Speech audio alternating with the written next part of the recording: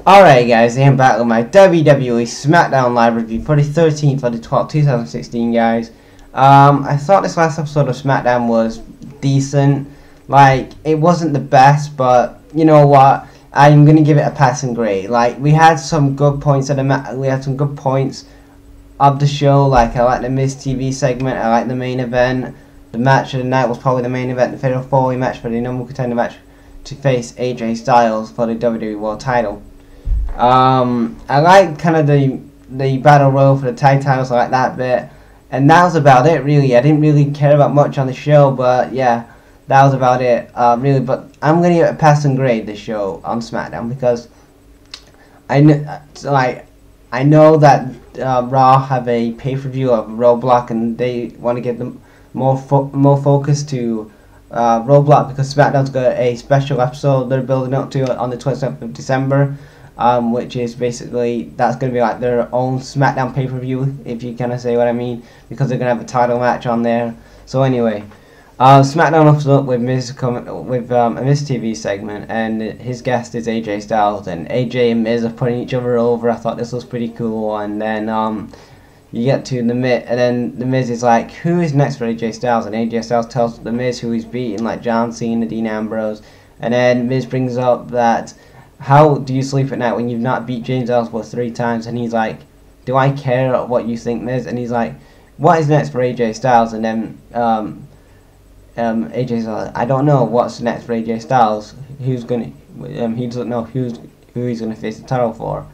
And then the Miz is like, you know what? You know who's not on your level? Who's past your level? Who's above you on the level? It's me, the Miz. And I like that promo by the Miz.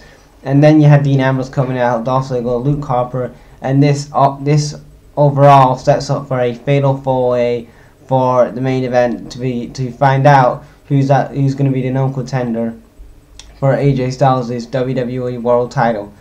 So you know that was very good there how they set that up. And then you had the first match tonight, which was Natalya versus Carmella. It was a short match. Basically, Natalya's trying to apologize to Nikki and try to end this speculation of her supposedly attacking Nikki at Survivor Series, when we all clearly know it was Natalya, because Natalya has been acting heelish for the last couple of weeks. It was in her home state of Toronto, and in my opinion, it would all make sense. I mean, and then you got David Otunga he said the most flattest line on commentary on this last episode. He was like, well, how could it be Natalya? How could it be Natalya, Nikki? You and Natalya have been friends for years. And I'm sitting there listening to David Otunga, and I'm like, how did this motherfucker get a job on commentary? Like, what the hell did David Otunga do to get a job on commentary? Like, I want to bring this up, guys, because this fucking dude is fucking boring on commentary. He's A, he misses his cues to when to fucking talk. B, he's fucking flat. And 3, well, C, I should say, he's fucking he doesn't come up with any common sense. Like, in my opinion, if you want to be an announcer these days, just have those 3 and you've qualified. Look at fucking Michael Cole and Byron Saxton and that other douchebag, a Tom Phillips. Look at those fucking 4 douchebags, or whoever I just mentioned there, and they're awful, man. I mean, I feel sorry for Mauro Ranallo and fucking JBL and Corey Graves working with these jabronis on Raw and SmackDown. I just feel sorry for those guys. Anyway, that was a bit of a rant on the announcers there. And I hope when Steve Carino comes to the WWE in January, please put him on commentary. Replace Michael Cole or replace Tom Phillips or David Otunga on commentary, because they are boring. Put Steve Carino on commentary for either NXT, Raw, or even SmackDown to replace David Otunga, because David Otunga and Tom Phillips suck, man. And I know this is going to piss off, I mean, this has already pissed off Mauro Ranallo, because there was like reports that his contract in WWE was coming to an end, and then he's like denying anything on Twitter. If they get rid of Ranallo, then this is going to be that is a bad business decision, because here is a guy that the fans, us hardcore fans, have been wanting for years, a actual good wrestling commentator. I mean, we're not going to get a good, This is our next best thing to a JR, and the WWE just wants to kill it. This is Vince McMahon, because he was an announcer back in the 80s and early 90s. He's like, you know what? I'm not having any, announcers from who knows the business too much. I don't want any announcer who knows the wrestling business too much to outshine my commentary skills. And if that is right, Vince, then you're a bit selfish, man. Just let Mauro now do his stuff. He's got charisma. He's got energy. I love the fucking dude. The fucking dude's awesome. He loves this business, and you know what? Why the hell would you want to fucking get rid of Mauro now? He's the best thing since JR, so why would you want to get rid of the dude? I don't know. And that was just me ranting on the commentary team. I know I went on a bit of a wild rant on that, but I need to rant on stuff like this because it really pisses me off when I hear stuff like Mauro Ranallo's leaving. Like, in my opinion, he is a really good announcer, and I know a lot of you guys like him as well. So yeah. Anyway, on to this review. And then you had a Battle Royal Number Contenders match for the tag titles. It was basically all the tag teams on SmackDown, and whoever would win that tag team Number Contenders match would face Bray Wyatt and Randy Orton on the 27th episode of SmackDown. The winners were the Hype Bros. I thought it was a good. I actually liked this match. It was really good. I like the difference on Raw between the difference on SmackDown and Raw is on SmackDown. All the tag teams get a feature, and I know I don't get the Ascension Game Buried. I don't care about them, but at least they feature the tag teams. On Raw, it's just the same old tag team matches. It's New Day versus Sheamus and Cesaro, or it's a New Day versus a club. I mean, they've only got 3 tag teams on Raw. On SmackDown, you've got about 5, 6, maybe 7 tag teams on there. And then you have, after that, Alexa Bliss versus this jobber. It doesn't really happen in the match. She basically just, like, knocks this fucking jobber out. And then Becky Lynch comes out. She wants her women's title match, and she says, and Alexa Bliss is like, I'm not going to give you a title shot tonight. And then Shane comes out and makes it a women's title match. And obviously, you had Alexa Bliss, who was selling the knee injury. I thought that was pretty cool. And after that, she actually was beating up Becky for a bit, and then she was like, oh, I gotta keep selling, man, and she was selling, and I love that. Yeah, I am just loving Alexa Bliss. Like, these last couple months, guys, like, she is just really coming to her own, man. I just think since she's broke away from Blake and Murphy on NXT, I think, like, she's really, she's like really got into her own personality. She's really got into this character. This is like her character that really suits her, man. Like, I don't want to really see her as a face. Her as a face, I don't know if it would work or not. But her as a heel, man, is fucking awesome. And I love Alexa Bliss's work. I mean, Becky, you know what? Kevin Dunn doesn't like her talking on the mic, so yeah, it's that. I'm sorry about that, Becky Lynch fans.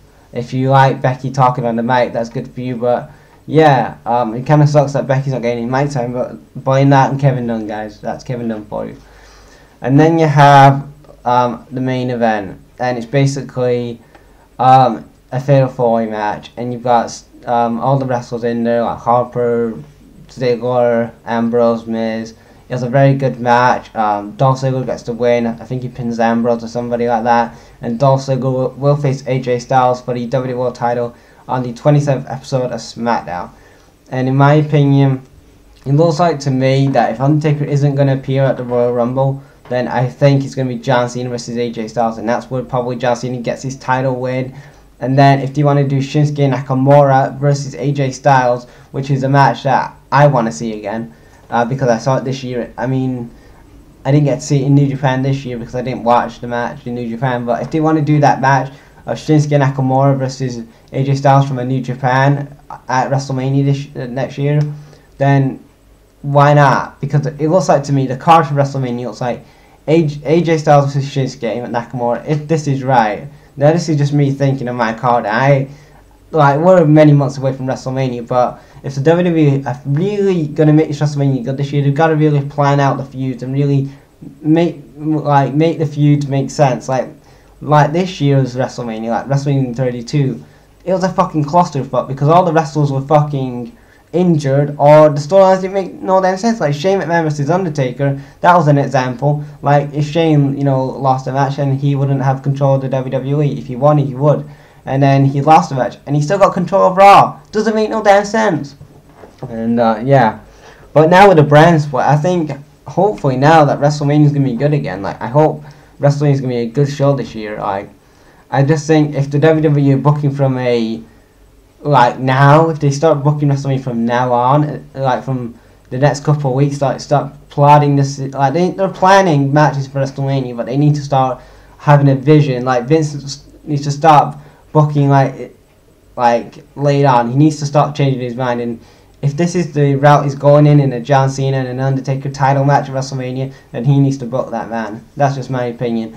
And yeah, stuff like that. And yeah, I mean, I'm excited to see like where AJ Styles would fit into that if AJ loses the title to John Cena at the Royal Rumble, if he does, because we know 2017 John Cena is going to definitely have that title. If it's not going to be Royal Rumble, it's going to be WrestleMania. And if they're not going to use Cena and Taker this year, which they should do, if they didn't do that, it'd be fucking brainless, because it's a money match, and B, I mean, I don't want to see AJ Styles versus John Cena again. We saw it at SummerSlam. I don't want to really see that again. I want to see Shinsuke Nakamura versus AJ Styles. I think it'd be exciting for the casual fan to see AJ Styles versus Shinsuke Nakamura, because a casual fan probably doesn't know what Shinsuke Nakamura is really. Like, they don't know his character, and this dude is like the Michael Jackson of professional wrestling, and that's my opinion. Anyway, that is my WWE Smackdown live review. I know this was long, and I was talking about WrestleMania at the end, but yeah, I just want to give my thoughts on what I want to see going into WrestleMania, and I talked about SmackDown on this, so yeah. What do you guys think of SmackDown Live? Leave your thoughts in the comment section below, guys, and thanks for watching, guys. Right out.